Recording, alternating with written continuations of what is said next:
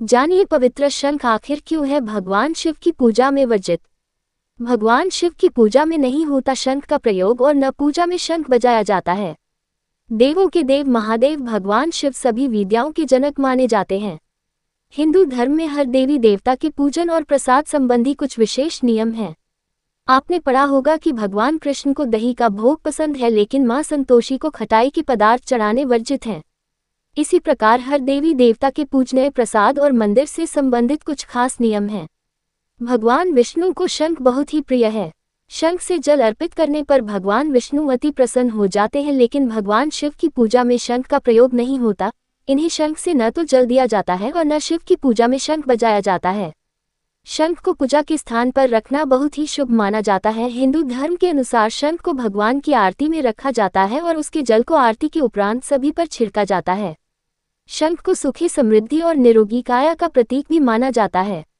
इसको पूजा के स्थान पर रखने से अनिष्टों का नाश होता है। लेकिन भगवान शिव की पूजा में शंख का प्रयोग नहीं होता और यदि आपने किया तो भगवान शिव की पूजा असफल मानी जाती है। शिव की पूजा में शंख के वर्जित होने को लेकर एक पौराणिक कथा है, जिसका उल्लेख ब्रह्मवैवर्त पुराण में मिलता है। पुरातन कथा के अनुसार एक समय श्री राधा गोलोक धाम से कहीं बाहर गई हुई थी। भगवान श्री कृष्ण अपनी सखी विरजा के साथ विहार कर रहे थे। उसी समय राधा वहां पहुंची और श्री कृष्ण को सखी विरजा को साथ देखकर बहुत क्रोधित हुई। क्रोध में उन्होंने कुछ ऐसे शब्दों का प्रयोग किया जिससे विरजा को बहुत लज्जा महसूस हुई। लज्जावश विरजा नदी बनकर बहने लगी।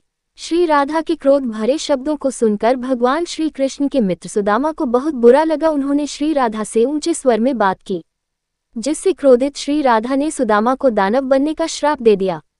आवेश में आए सुदामा ने भी हित अहित का विचार किए बिना श्री राधा रानी को मनुष्य योनि में जन्म लेने का श्राप दे दिया। श्री राधा रानी के श्राप से सुदामा शंखचूर नाम का दानव बना। दम्भ के पुत्र शंखचूर का वर्णन शिव पुराण में भी मिलता है। यह अपने बल के अवेशश में तीनों लोकों का स्वामी बन बैठा और साथ ही सभी साधु संतों को सताने लगा।